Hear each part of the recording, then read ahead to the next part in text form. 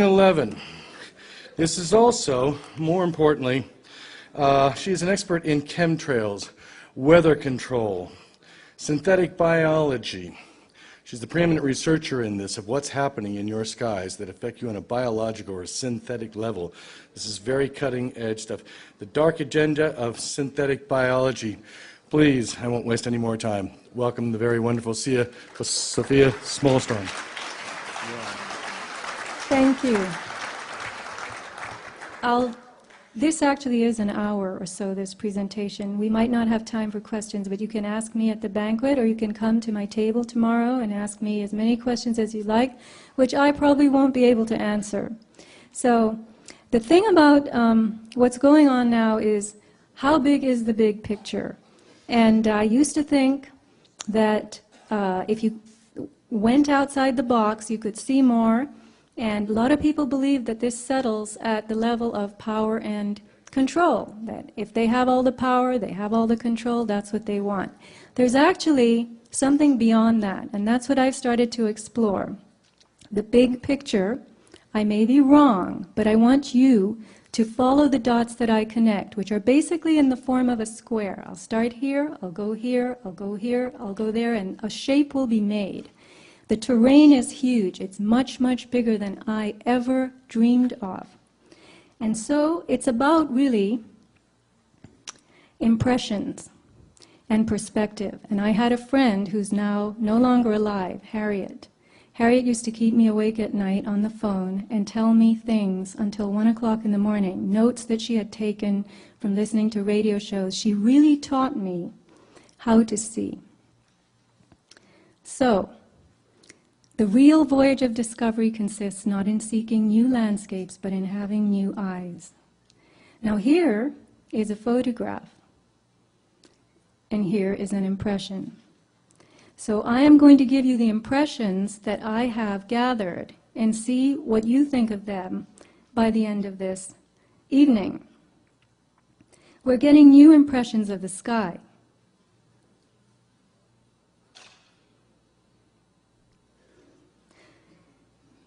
Once upon a time, clouds used to be puffy like this.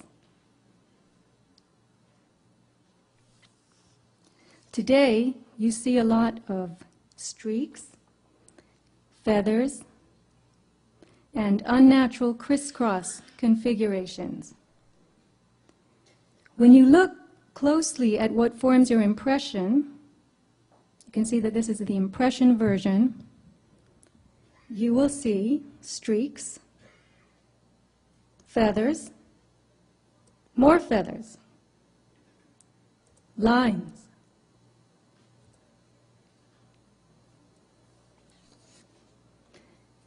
When you look closely at the lines, you see this.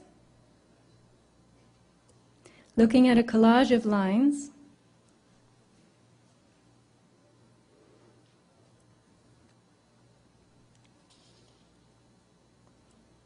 with what appears to be a plane. You see ropes in the sky made by planes.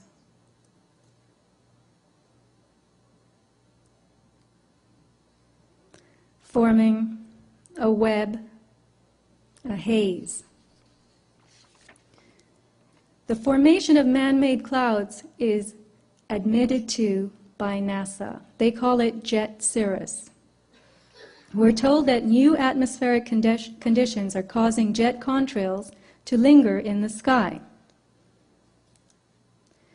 But anything that stays in the sky for many hours fans out, as you see here, and forms a layer of material thick enough to block sunlight for miles, is not condensation. The con in contrail is for condensation. So if it isn't condensation, meaning water droplets that under normal circumstances quickly evaporate, then what is it? Here's the result of one. It was a huge donut. This is Cardiff State Beach, where I live, and it literally formed a big oval, a halo in the sky. Contrails typically form behind high-flying jets, so that's high altitude, in low humidity. Clouds typically form at low altitude in higher humidity. So the rule is this: clouds and contrails need opposite conditions to form. But today, we have vapor trails, as they call them, condensation trails turning into clouds and spreading out to form a low-altitude white haze. In many parts of the world, we're losing our blue sky. You see New Mexico in the past and New Mexico in the present. The word for this, many people call it whiteout. If you travel in a plane, this is what you're going to see from the window. There's a demarcation line where the white arrow is. I call it the spray line, below which the world is seen through a veil, and above which you have that true deep blue sky. We live in the veil. We live in a white world of whatever it is that's descending on us from above. Our visibility is impaired. The sky, as we look up at it, is now a much lighter blue. But the change has been so incremental that most of us are too busy to have noticed. When you look at airborne environmental samples and the soil and water samples that people have collected throughout the country, you get three types of materials: metallic salts, filaments or fibers, and engineered biologicals. Metallic salts are oxides. Aluminum, titanium, barium are three examples. And it appears now that the air around us has been filled with these metallic oxides, which are conductive particles. So the air is no longer neutral. Air is supposed to be neutral to support life. It is not supposed to be charged. The air around us is also filled with fibers. And if you get a black light, apparently you can buy them at Home Depot, you can see, I've got to find my mouse, here it is, this.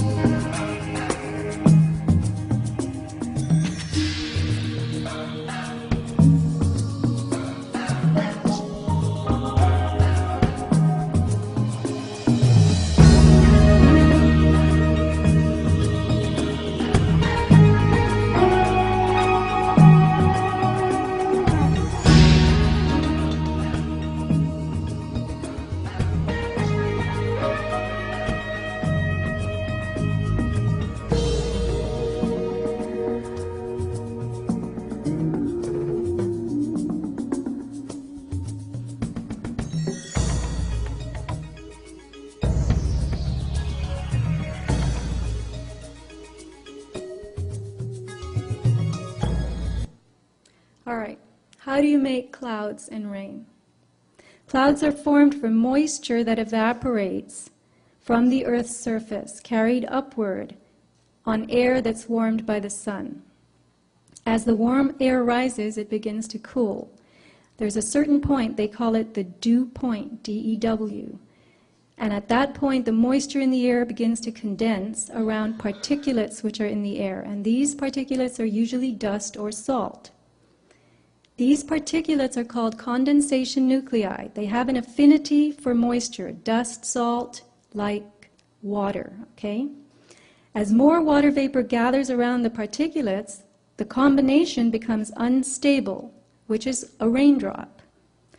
So we know that particulates in the atmosphere nucleate, meaning they gather into raindrops. Now here is something interesting.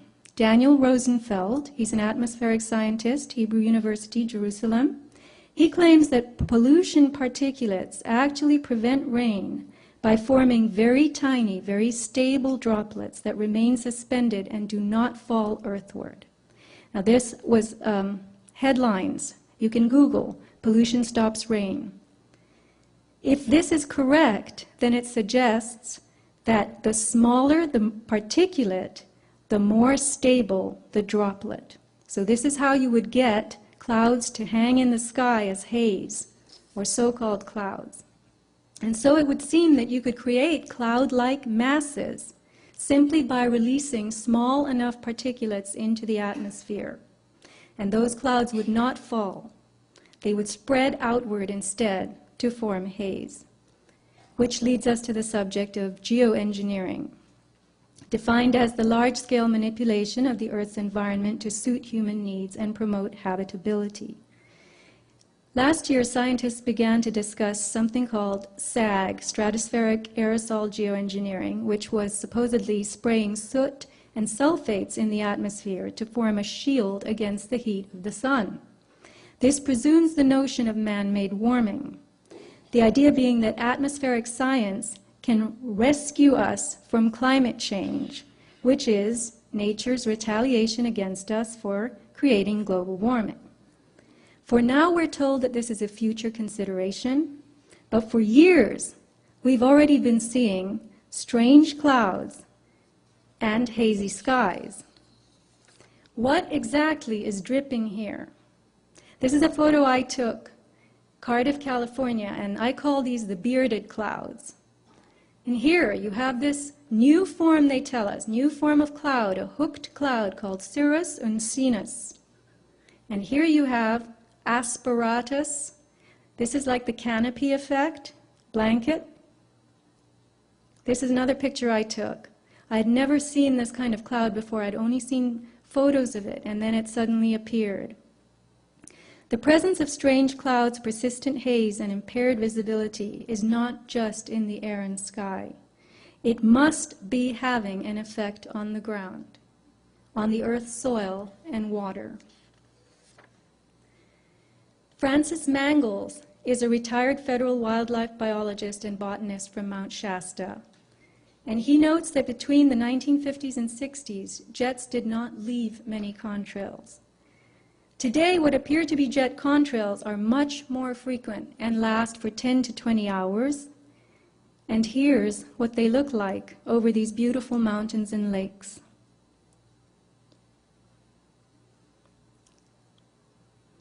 Now this would make a lovely view, don't you think? Counting all trails in every direction over Mount Shasta, Mangles says, the FAA indicates there can't be that many flights per day. The number has been as high as over 30 contrails at once, and I've counted 100 just before weather fronts. Typically, heavy spraying days are just before weather fronts that come in from the Pacific. So here you have a photo of this man who is a retired federal wildlife biologist and a water specialist. Lab tests from Northern California show very high levels of aluminum and barium in soil and pond water.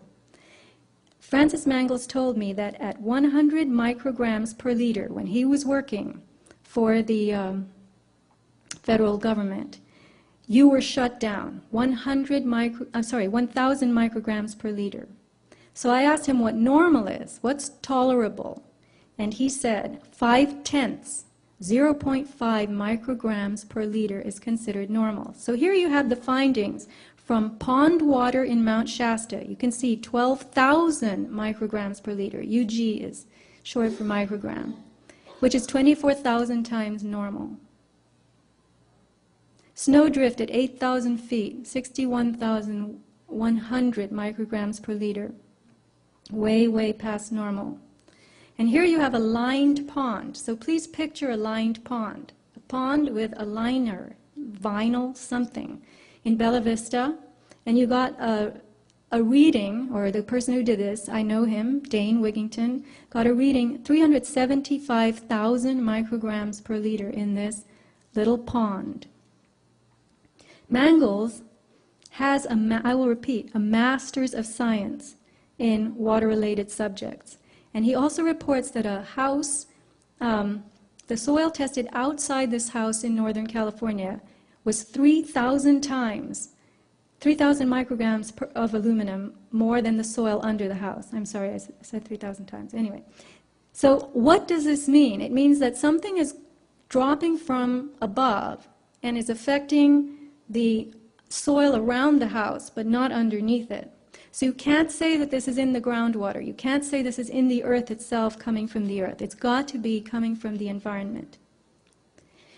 The dying of the trees. I've spoken to Charles Little. He's the author of this absolutely fantastic book, which you can buy still by going to half.com or Amazon used books. It is about the natural or biotic reasons for tree death, and also the effects of industry and deforestation, which began decades ago. When manufacturing exploded, acid rain, different forms of pollution started to affect trees. But what has come along since this book was written is this. Nowadays, we have an effect coming out of the environment that can't possibly be natural. Look at this corkscrew. I took this picture myself. This is the wine opener style. You have nature trying to cope with the introduction of new substances, particularly metallic oxides, which are also the metallic salts. Living things, as I said before, the metallic salts have an affinity for water. So living things take up these salts along with the water that they're seeking. The natural world, which gets its food from the ground, is sucking this stuff up. This is a scraggly pine tree outside the post office in Cardiff, California, where I go every day. And you can see how brittle it is, lots of needles lost. If you look closely at the needles when you stand under the tree, you see that they're all frosted with brown. Signs of tree death are these sagging limbs, these leafless, scraggly branches. You also see infestation by bugs, insects, mites, fungus. These are spider mites that have taken up in a tree that was right next to my house. The entire tree had to be felled because of these white webs in it that were killing off the tree. But again, I'll explain why in a minute. This isn't the primary source of the death. Here you have a phenomenon that Deborah Whitman, who's here with us today, has done a lot of research on. The white, we call it the tube sock effect on trees. You see white bark, and when we tested the bark of this tree, it showed it had these readings, aluminum 387. Now this is milligrams per kilogram because this is a mass analysis rather than a liquid context. So you have barium at 18.4, strontium 113, and titanium 15.2. You can see again in these photos the enormous scorched look. That's a very dying, very unhealthy tree. And you see this other thing called secondary growth. The tufts on the trunk poking out, that's the tree giving itself, desperately trying to give itself a second stab at life. So when you look around you and you see these little growths, sometimes they're all the way along the trunk from the ground up. The beauty of an induced problem is that its twin is the solution. As nature begins to die, we will be told that science will have to step in to save it. So, you'll have GMO trees as the answer. The silent forest, they call it, genetically engineered trees, non-reproductive, no fruit, nuts, blossoms, no insects, animals, birds. Low lignin, that's the wood fiber, which makes the tree very easy to cut and pulp. The silent forest will grow straight and tall and will be replenished by the state in what will be considered appropriate numbers and in appropriate locations.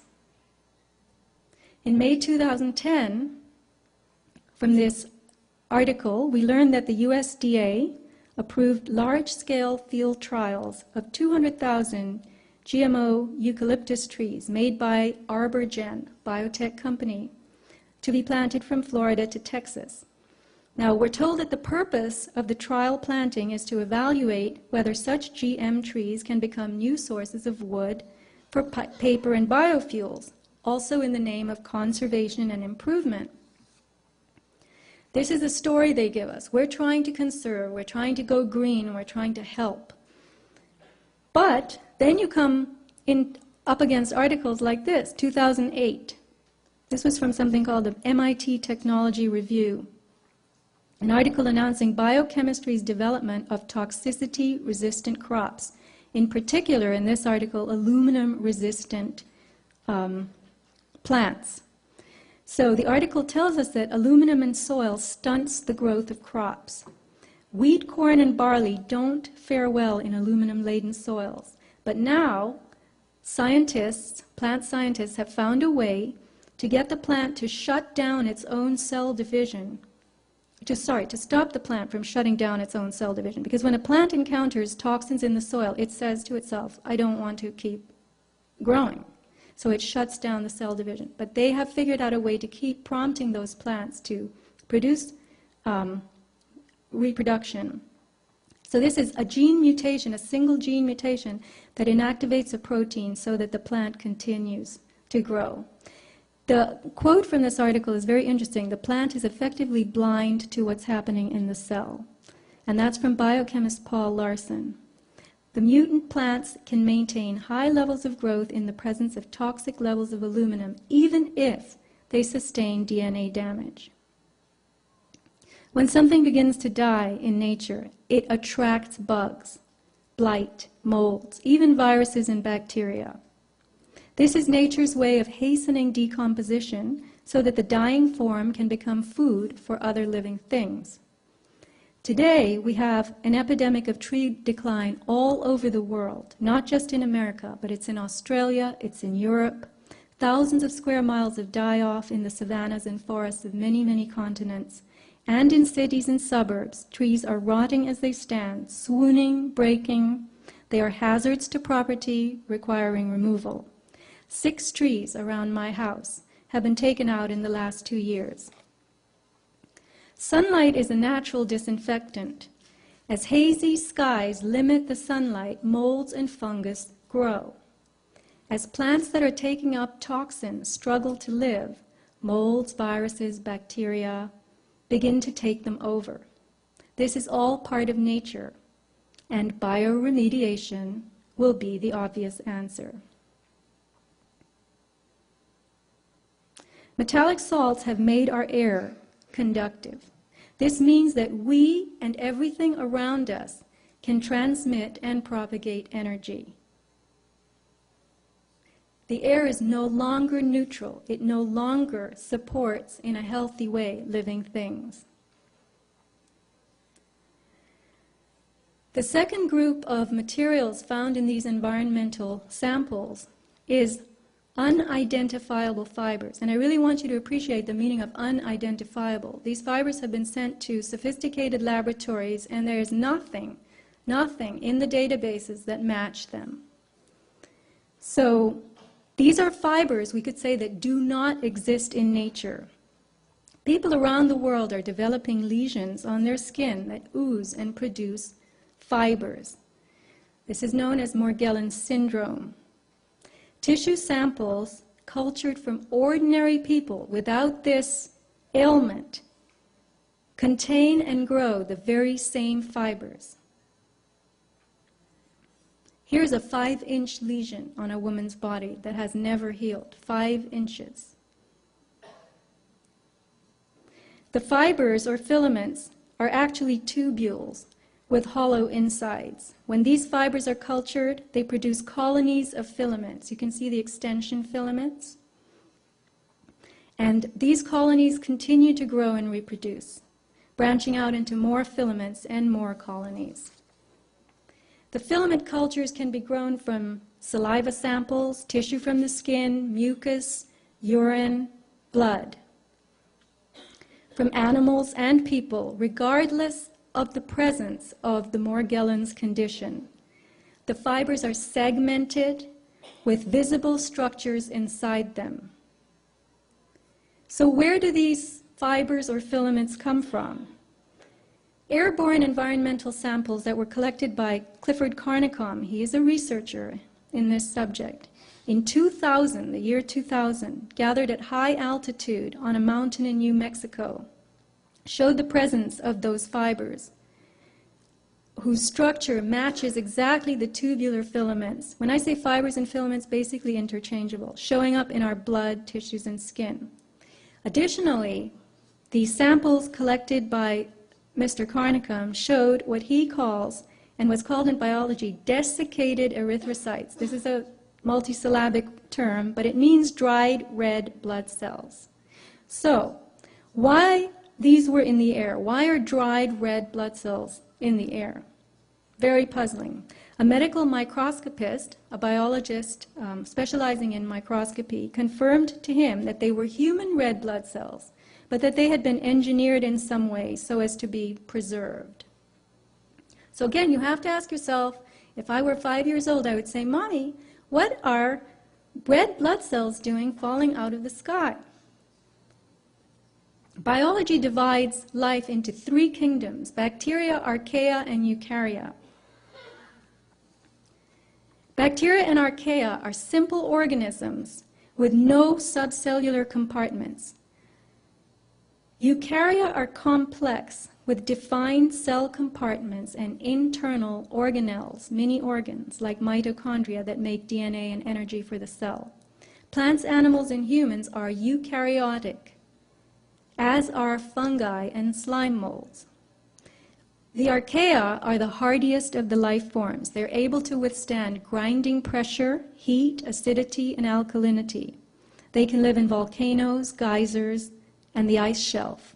Bacteria, on the other hand, will die in extreme heat and cold, which is why we cook and freeze our food. Now, the materials appearing within these filaments are as tough as archaea. They look like bacteria, and they self-replicate. One looks like something called mycoplasma, but is not. One looks like chlamydia, but is not.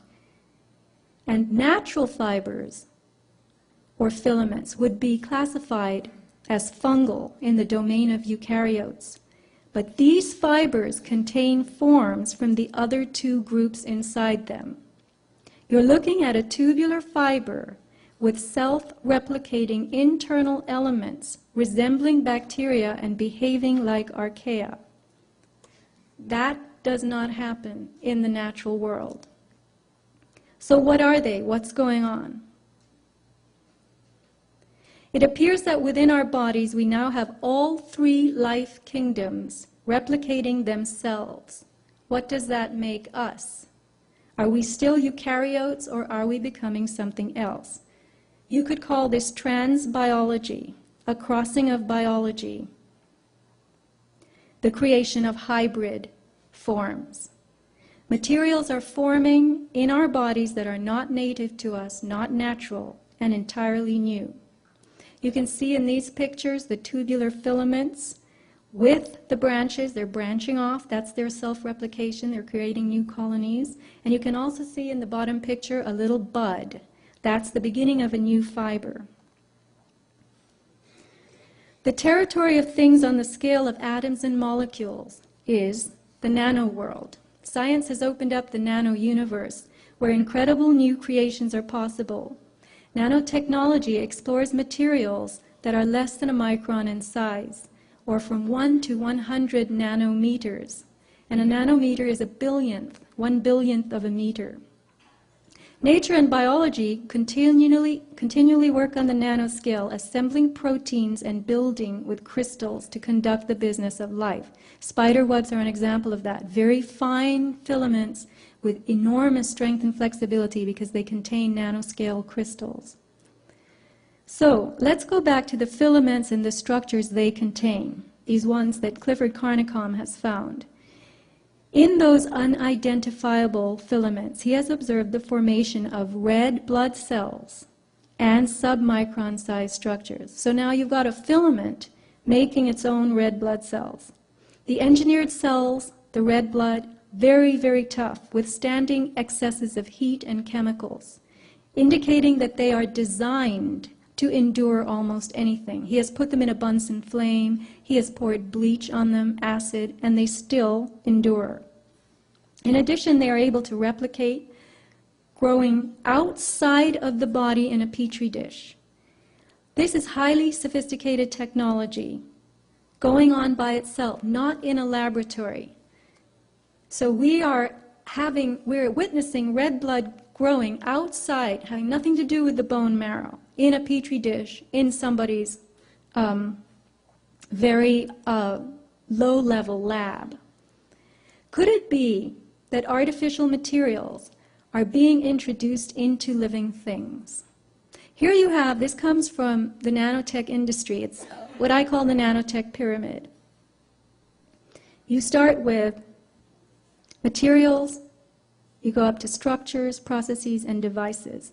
Could it be that artificial materials are being introduced into us to create new processes from the ground up, which processes will override our own natural biology, our own internal systems? People with advanced Morgellons syndrome started with fibers coming out of their skin, and they're now observing very strange crystalline forms and metallic devices. The fibers became multicolored, and now they were accompanied by plaques, strange, hard little, almost like shards. People say they're like glass, and they're colored. The lesions keep emitting these things. They don't heal over or close, sometimes for years. Here are more plaque structures, even grooved metallic devices. On the right, you'll see one device, the front and the back. These images are supplied by Jan Smith of MorgellonsExposed.com, who has done extensive research on biotech websites, looking for things that match what comes out of her body, and she's finding them. The fibers from her skin were from high-density polyethylene. And I'm going to read what she's written on her website. The bizarre nature of my findings suggests a man-made source. It occurred to me that if these pathogens were being bioengineered in a lab, they were made of multiple components. The mutated material might reproduce and intermittently send out a batch of identifiable debris, much like the original genetics. I call this type of debris throwbacks. It's her theory that when new life forms are made through this gene splicing and mutation, bioengineering and nanotechnology, they will self-replicate in all kinds of ways, creating different mutations in each generation. Morgellons specimens can sometimes be identified with the original spores before those mutations occurred.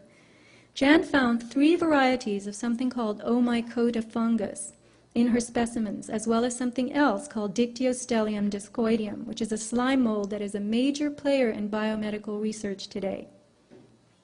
The material coming from her body was ribbony and motile. It was grooved and oval, very much like the Omycota spore you see here. At the bottom, where the purple arrow from the bottom is it's a diagram of Omycota. And on the upper right, you see something that came out of Jan's body that looks exactly like Omycota. The fiber strands that you see here were made of cellulose and GNA. GNA is glucans polysaccharide sugars, and this was confirmed by microscopy. GNA is a synthetic cousin of DNA. It has a 3-carbon glycerol sugar in it instead of the 5-carbon that you find in DNA. Here's a news report from April 2008 in which we are told, big headlines, GNA is DNA's chemical cousin. It's a nanotechnology building block. The Biodesign Institute at Arizona State develops the first self-assembled nanostructures composed entirely of GNA, synthetic analog of DNA. The nanostructures contain additional properties not found in DNA, including the ability to form mirror image structures. An NIH article from Japan, on research from Japan, also tells us that various conductive polymers and gold nanoparticles are entrapped within the helical superstructure of this GNA. Now, the particular sugar found in this GNA is called beta-1,3-glucans. And here you see it under what's called a Raman spectroscope, very sophisticated equipment. It looks, the microscopist who looked at this called it a sugar snake. So this is the GNA that you're looking at. When Jan's fibers were put to a high heat flame, they released what she calls a gold payload. So they dropped out this tiny little bead of gold. And here's more. The fibers that contain a head, she calls it a golden head, orbs, and they all have this payload in them. Here you have a nanoarray that she found, a couple of them in her body. Nanoarray is a tiny device used in biotech for DNA hybridization. And on the left, you see a diagram from an industry website of a nanoarray. And on the slide, you can see actually two of them. She's marked them with red X's that came out of her body, looking exactly like this. And again, I'll say it again. The nanoarrays are these tiny devices that are used for DNA hybridization. So, I'm going to repeat my nanotech pyramid.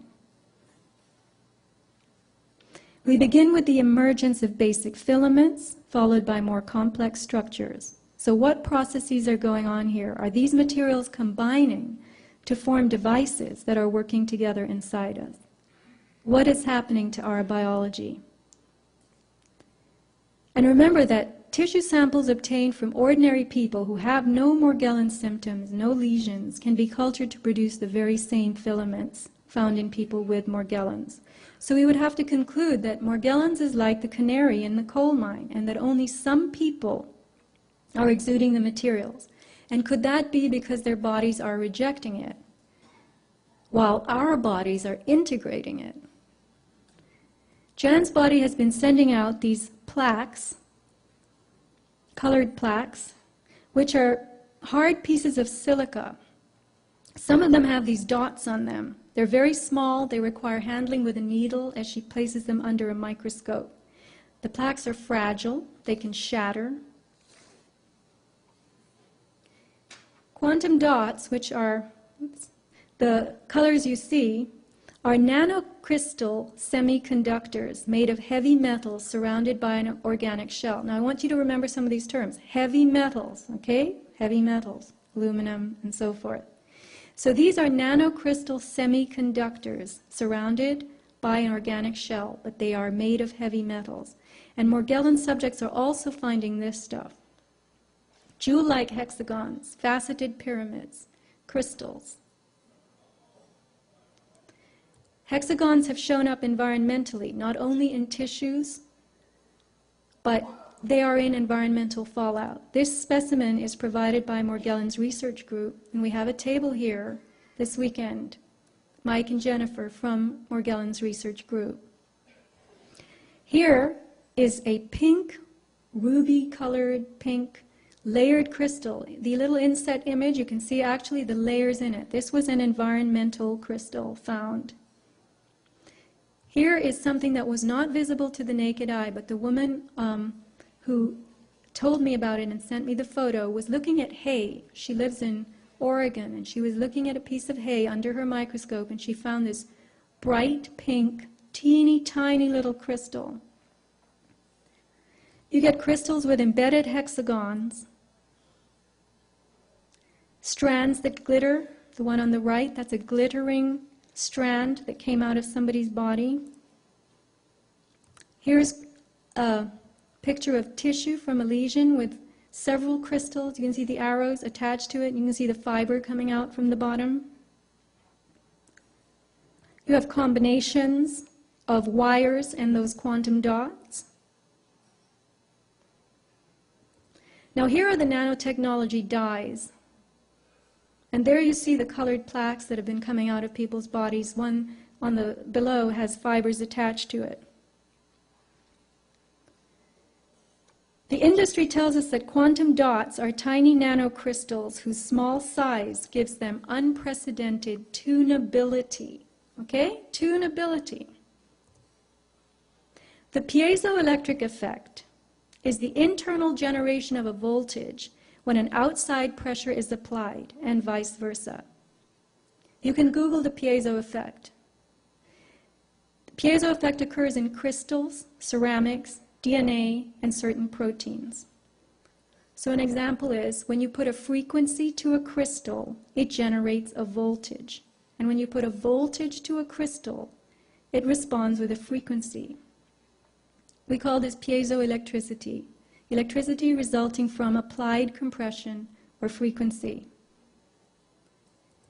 Recent work by Clifford Carnicom reveals that a filament culture subjected to a blue light frequency, that's 375 nanometers, resulted in explosive growth of the culture within 24 hours after the initial incubation. So he put the blue light on, incubated it for 5 to 7 days, and then it exploded into all those little fibers that you see. We now live in a frequency-filled world. I don't have time to address HAARP, artificial weather, and the enormous spread of unnatural frequencies that are affecting the Earth today, but I will say this. I came across a very well-known paper on electromagnetic fields and neurological function, written by Professor Ross Adey, Loma Linda School of Medicine, with the subtitle, A Possible Paradigm Shift in Biology. We learn that the Earth's own natural magnetic field peaks, that means peaks, top, at 32 hertz. And that only happens in certain equatorial thunderstorms. The electronics we use today generate electromagnetic fields that are tremendous in the megahertz and gigahertz, million hertz and billion hertz range. So here you can see Earth and nature up at the top, 3 to 30 hertz. You can see HAARP has a low range. Then you see the Gwen towers, that's ground wave emergency network, the blue. HAARP again has another range right after that. Gwen has another range after that. And look at the phones and internet. We're talking about million hertz and billion hertz. Professor Adey reminds us that chemical bonds are magnetic bonds, formed between atoms by paired electrons with opposite spins that are attracted magnetically. So if nature itself moves in the 3 to 30 hertz range, what is happening to us on the biochemical level with all the different frequencies our bodies are experiencing? What is being done to our biology? Again, I'll repeat Ross Adey's little tenet here. Chemical bonds are magnetic bonds. Electromagnetism is capable of changing what is happening in our bodies. Frequencies are capable of supplying to the synthetic materials in our bodies the force or power that activates them, gets them working, makes them come alive. Nothing about us today is normal. We have hair that glows and skin that shimmers. This is from a healthy woman in Oregon who's been doing microscopy. And if you go to Mike and Jennifer's table, they can demonstrate some of this iridescent effect for you. Here is a glowing little arrow-shaped thing found in rainwater when the same woman who supplied the former previous images, was scanning. She was scanning water from a puddle under her microscope, and she saw this arrow-shaped thing that glowed. And here's a hexagon that grew a fiber in 20 seconds as it was being observed under the microscope.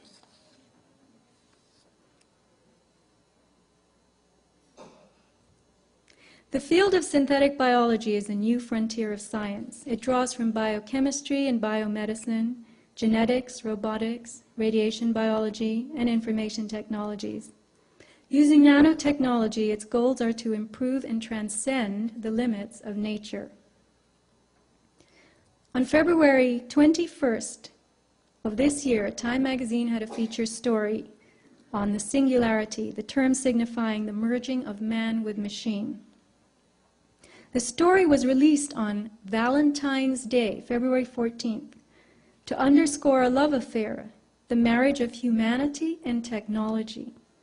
The article tells us that a transformation is coming, and our species, Homo sapien, will no longer be recognizable as itself. We will be something new, something better. The time predicted for this transformation is 2045. The man who is making this prediction is Ray Kurzweil, a futurist known for his uncanny accuracy in just this area, the pace at which technology grows and improves, such that it will one day be smarter and better than us. That's the singularity. There's a Singularity University hosted by NASA, sponsored by Google, to teach people about the intelligence explosion. Ray Kurzweil has made fortunes over and over as an engineer and inventor. A documentary about him is called The Transcendent Man. He wrote the best-selling book that you see here, The Singularity is Near, which came out in 2005. Singularity is a word from astrophysics referring to a point in space-time where the rules of ordinary physics no longer apply. Kurzweil has correctly predicted the growth of information technologies. He has made it clear to the world that technological progress is exponential, not linear, which means that advancement begins to advance itself, in a manner of speaking. Exponential curves start slowly and then explode. A quote from the Time magazine article, "In Kurzweil's future, biotechnology and nanotechnology give us the power to manipulate our bodies and the world around us at will, at the molecular level. We ditch Darwin and take charge of our own evolution." The question is, who is we and what is at will? Whose will? Kurzweil predicts that by 2020 we will have successfully reverse engineered the human brain. And when hyper-intelligent artificial intelligence arrives, all we have to do is hand ourselves off to it. Armed with advanced nanotechnology, AI will solve the problems of the world.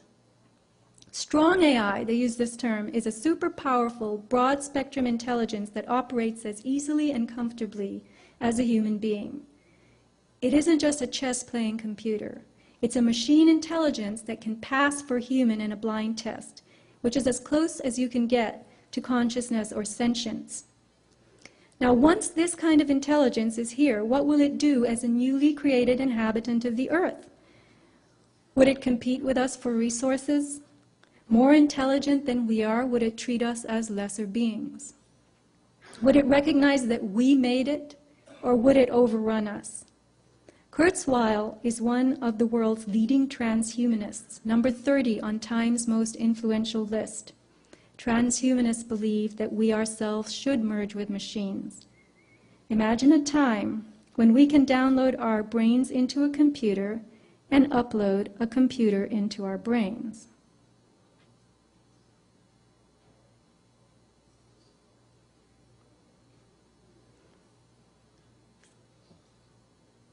Not starting.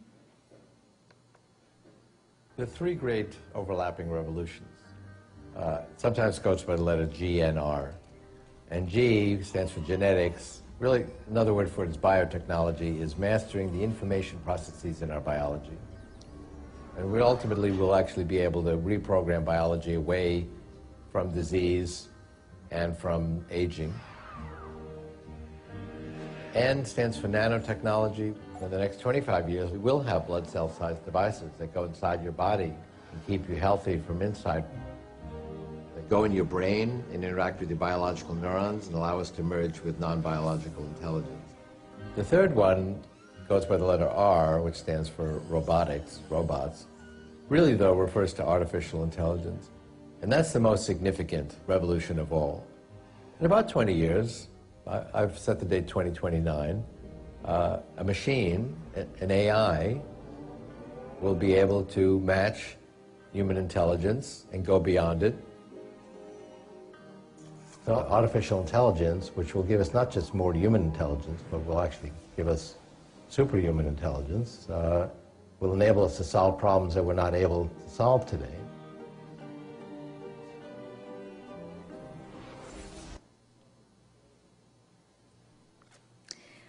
Artificial blood cells are mentioned again in The Transcendent Man. Whoops.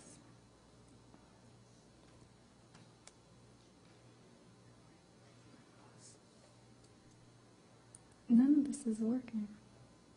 I'm sorry, oh, here it is. Okay. Biology is very impressive and intricate, clever, but also very suboptimal compared to what we ultimately will be able to engineer with nanotechnology. We are building devices now that are at the nanoscale. This is the design of a robotic red blood cell conservative analysis of these respirosites shows that if you were to replace a portion of your red blood cells with these robotic versions, you could do an Olympic sprint for 15 minutes without taking a breath, or sit at the bottom of your pool for 4 hours. We'll be able to download software against specific pathogens, including ones that have never been seen before, not be subject to autoimmune disorders. And if you look at what will be in principle feasible with nanotechnology, we can go far beyond the limitations of our version 1 bodies.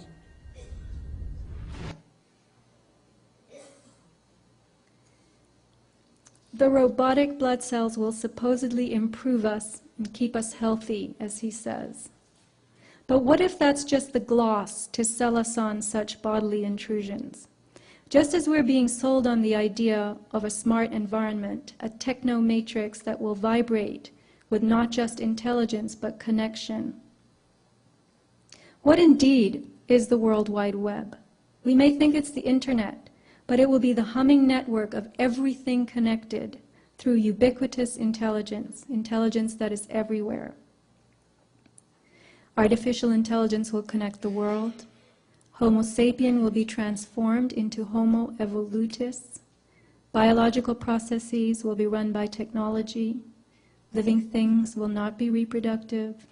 The earth will be populated with engineered species, and all processes will be patented, licensed, and controlled.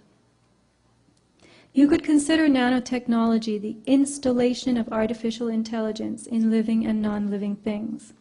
Smart dust and smart motes, for instance, are tiny nanosensors that can float and land anywhere. As Kurzweil declares, self-replicating nanotechnology will infuse everything around us with itself.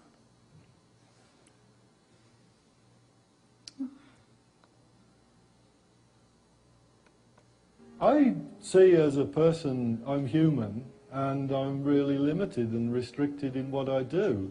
So if I could come out of the singularity, being mentally and physically upgraded, yeah, I'd go for that. So I don't mind changing dramatically from what I am. I believe fully there will be flash memories you can plug into your brain. We'll be able to hook our brains into calculators and statistics programs and have Google directly into the frontal lobes. I mean, there's going to be a lot of expansion of the mind through interfacing the human brain with technology. There's an unanswered question of how far can you go and still be human. As we merge with machines, and I think it's inevitable that we will transform into something new.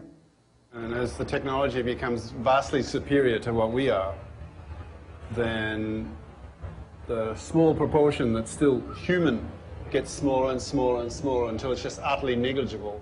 Anybody who is going to be resisting this progress forward is going to be resisting evolution. And fundamentally, they will die out. It's not a matter of whether it's good or bad. It's going to happen. You have seen today the deposition and active presence of artificial materials in the sky, environment, and in living things. Nanotechnology has arrived at our personal doorstep without our permission. It isn't that this will happen in 2045.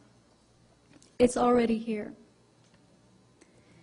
Human enhancement is being sold to us as leaping tall buildings in a single bound and having better, faster, higher intelligence, perfect health. But all of that is the sales pitch. Enhancement may in fact be degradation, our being devolved to someone else's specifications. While nanobiotechnology promises in headlines to make our world better, it may in fact be busy taking us over so it can tailor us to the plan for the hive. Already transhumanists are looking forward to the creation of the post-human. An improved human that will have no gender, will not reproduce, will be a better performer in the workplace, will not be distracted by love or lust, will be free of disease thanks to these nanobots keeping it healthy. But all this is part of the fantasy. In reality, thanks to stressors on our physiology, infertility is soaring. Our sexuality is diversifying, and the nuclear family is falling apart. Biotech is an exploding frontier. It is clever enough and small enough to enter and change our very cells. New forms of DNA have been invented. There's GNA, as I told you about, and PNA, a hybrid of protein and DNA that will add to our double helix a third strand. When nanobiotech has a firm footing in us, it will be easy to upgrade and downgrade anyone and anything in any way. Oliver Curry, an evolutionist at the London School of Economics, predicted in 2007, the human race will one day split into two separate species, an attractive, intelligent ruling elite and an underclass of dim-witted, ugly, goblin-like creatures. So here you have the e-workers and the elites. Transhumans will presumably be involved in this process, the process of transformation, the process of renovation, remaking us into what someone considers improved. We are transhumans now. Improved is only what fits certain specifications. For instance,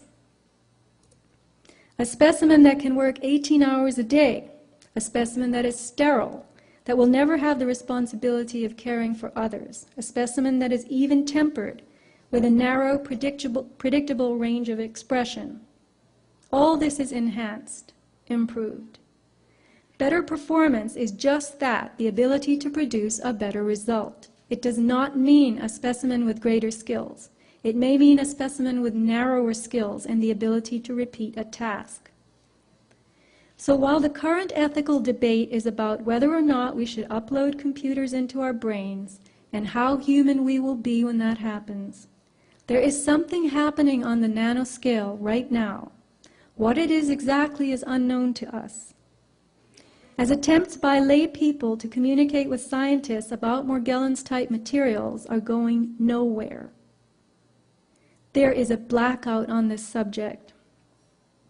Its victims are dismissed as having a psychological problem that is called delusional parasitosis. The presence of patented creations in our bodies gives rise to intellectual property issues. We know what has been done to small farmers into whose fields the winds have brought genetically engineered strains. They are sued by the powerful agricultural companies who own the patents. Will the day come when we are subjected to the jurisdiction of corporations whose patented materials we are carrying in our bodies? It doesn't matter how it got there. The fault is yours if it is simply in your possession. This is a forced partnership between us and them. This is how we will be eternally owned by them. This is how they can push our biology from Homo sapien to Homo evolutus without our having a say in it. For now, engineered technology in all living things is a secret. But one day we may be charged with unlawful possession of something that has become a part of us that we cannot get rid of. The nature of biology is to adapt. As more unnatural elements enter our bodies, if we cannot reject them, we will find ways to accommodate them. You could call it Invasion of the Body Snatchers meets Sleeping with the Enemy. In fact, the original Body Snatchers movie contains some interesting lines. Your new bodies are taking you over, cell for cell, atom for atom, and you'll be born into an untroubled world. Don't fight it, Miles, it's no use. Their bodies were now hosts harboring an alien form of life, a cosmic form. Metabiology was a term coined by the famous Jonas Salk of the Salk polio vaccine. It describes a form of biological prospecting, exploiting genetics, using chemistry, physics, and radiation for commercial and other goals. The 1940s and 50s gave us the birth of radiation biology, the techniques of which were used to decipher the mysteries of heredity, genes, and immunity. Geneticists plumbed chemistry and physics, using X-rays and UV light to irradiate plants, fungi, and fruit flies to see how mutations altered amino acids and enzymes to form a new biochemistry. All this continues today. We are living, walking laboratories for powerful science in a society of increasing control. We are being altered. The future being spoken of is happening now. My question is, how will we transcend this? And I have one more clip for you.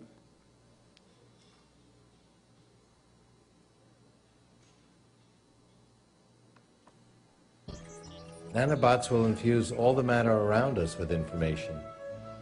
Rocks, trees, everything will become these intelligent computers.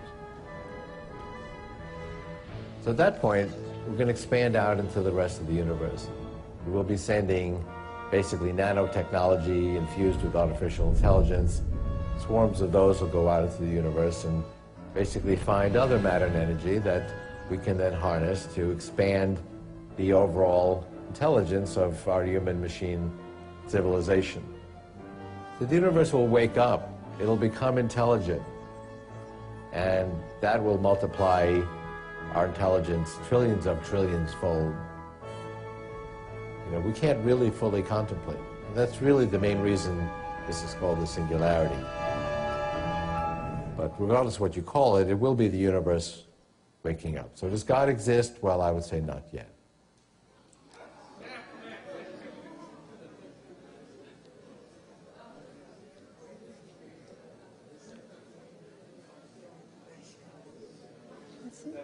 That's it. I'm waiting.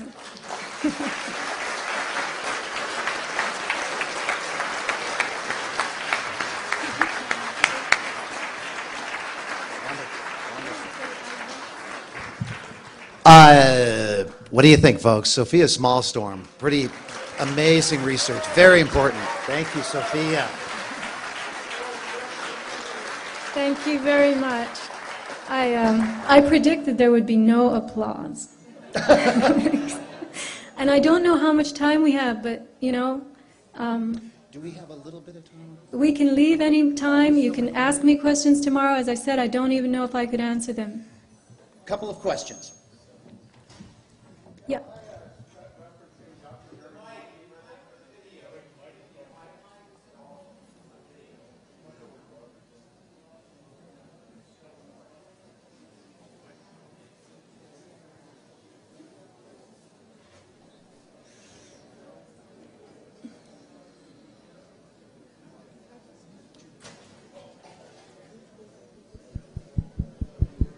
I think I heard the question a little bit. It was about Dr. Mary's monkey. Okay. Speak up. Yeah, correct. Dr. Mary's monkey.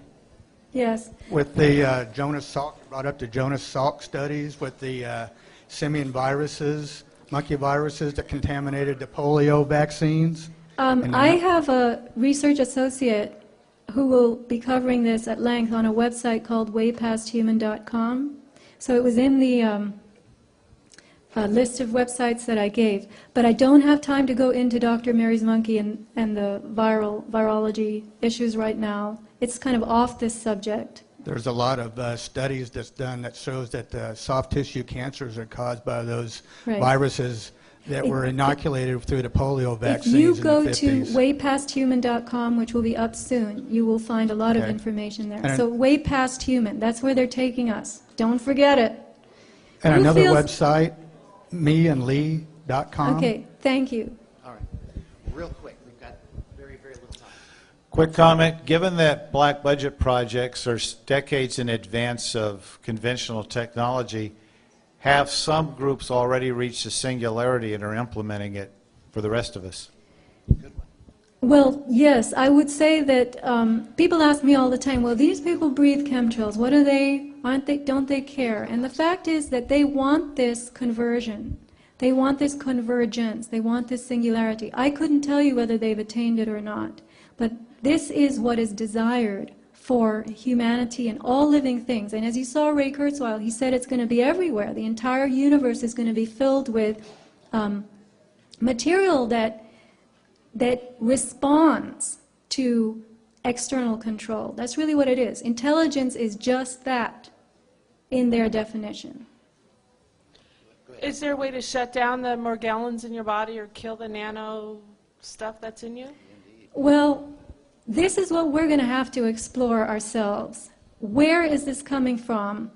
We have to become metabiological ourselves, beyond our own biology. I don't know if the frequencies that we're capable of generating through our consciousness, this is where you go into metaphysics, and I have not been able to put anything conclusive together, because who am I? I'm just like you.